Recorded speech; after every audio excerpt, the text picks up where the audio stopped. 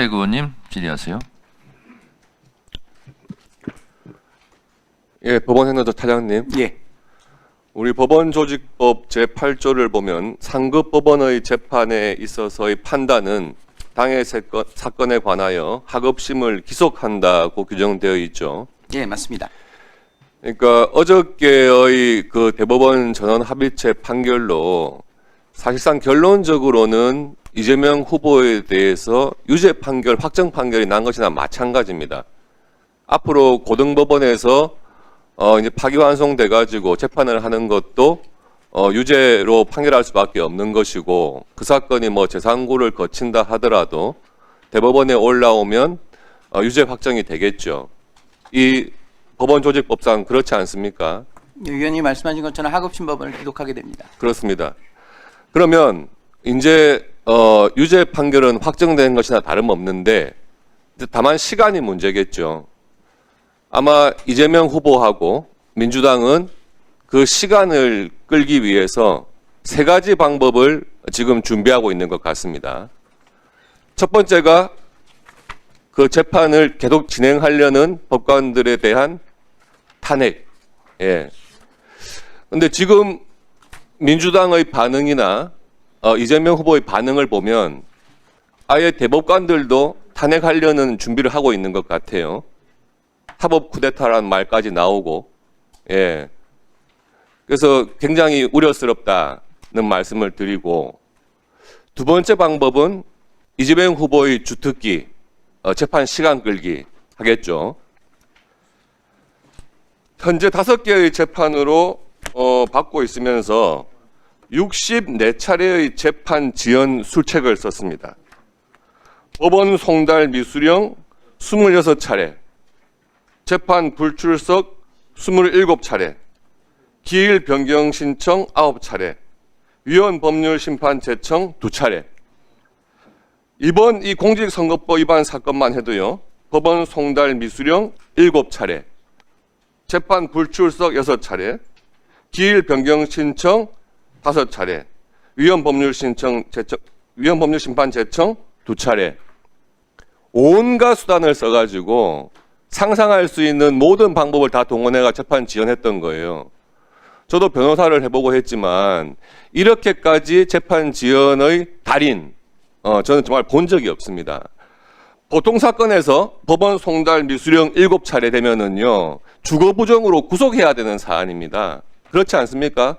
차장님, 다른 사건 생각했을 때? 그래서 불구속으로 재판받으니까 이렇게 재판 지연수를 쓰고 있는 거예요. 그 두 번째 방법입니다. 세 번째 방법은 아예 법을 바꾸는 거죠. 피고인이 대통령인 경우에 재판을 중지한다. 이런 법안을 지금 만들고 있어요. 그래도 일말의 양심은 있어가지고 무죄로 그냥 아예 면소한다 이런 규정은 못 넣는 것 같아요. 그냥 재판 중지한다. 대통령직 다 한 다음에 처벌받아라. 이렇게. 그런데 이재명 후보가 대통령이 되면 요 세 가지 방법, 요거를 또 잘 사용해가지고 재판 안 받는, 네, 그런 방법을 쓸 겁니다. 근데 저는 어저께 대법원에서 그런 전원합의체 판결을 보고 민주당 의원님들은 격분을 하셨지만 반대로 국민의힘 의원들로서 기분이 좋았냐? 저는 그렇지는 않아요. 우리 국민들께 우리가 맛있는 음식을 제공하는 그런 비유를 하자면 국회에서는 주방장 역할을 하면서 음식을 맛있게 만들어야겠죠. 행정부에서는 이것을 잘 서빙을 하고 카운터 보는, 식당으로 치면 그런 역할을 할 겁니다. 손님은 국민들이시겠죠. 국민들께 건강하고 맛있는 음식을 제공해야 되는데 그 주방장이 만든 음식을 손님이 맛을 보더니 이거 상한 것 같은데 좀 이상하지 않아요? 이랬을 때 주방장이 안 상했어요. 그냥 드세요. 이렇게 한단 말이에요. 그런데 이 음식이 상한 음식이냐 썩은 음식이냐 판단해 주는 것이 저는 사법부라고 봅니다. 사법부에서 이 음식은 상한 것이다, 썩었다 판단을 하는데 손님이 그럼 바꿔주세요. 당연한 거 아니겠습니까? 근데 그냥 먹어. 그게 지금 국회에서 하고 있는 역할이에요.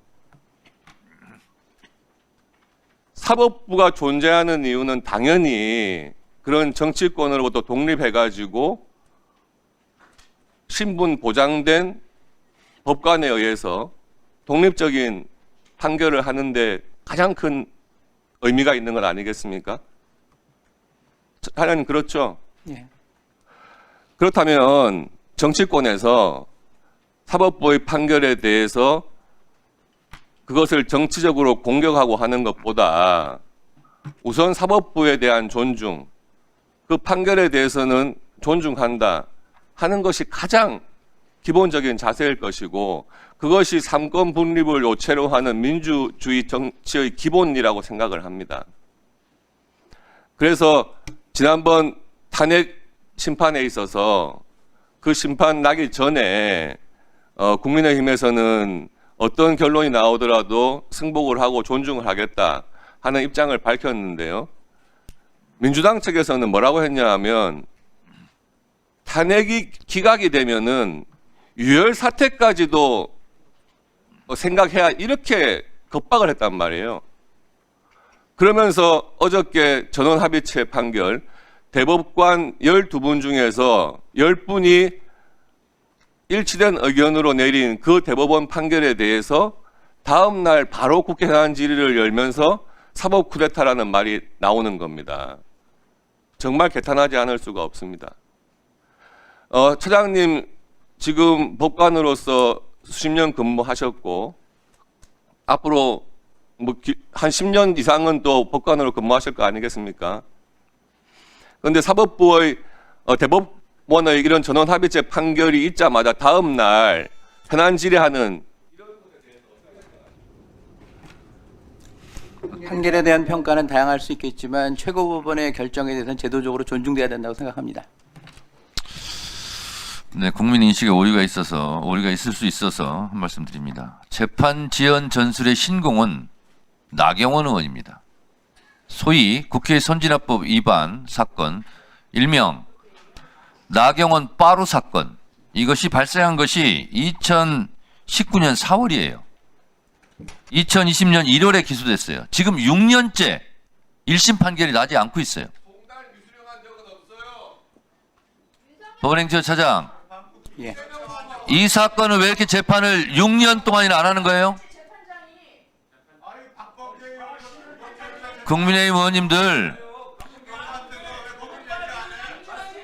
나경원 의원한테 왜 이렇게 재판이 지연되는지 자료 제출 요구해서 저한테 좀 보여주세요. 국민의힘 의원들은 재판 지연 얘기를 할 때마다 나경원 의원의 빠루 사건이 국민들이 다 생각날 거니까 알아서들 하세요. 서영교 의원님 질의하세요.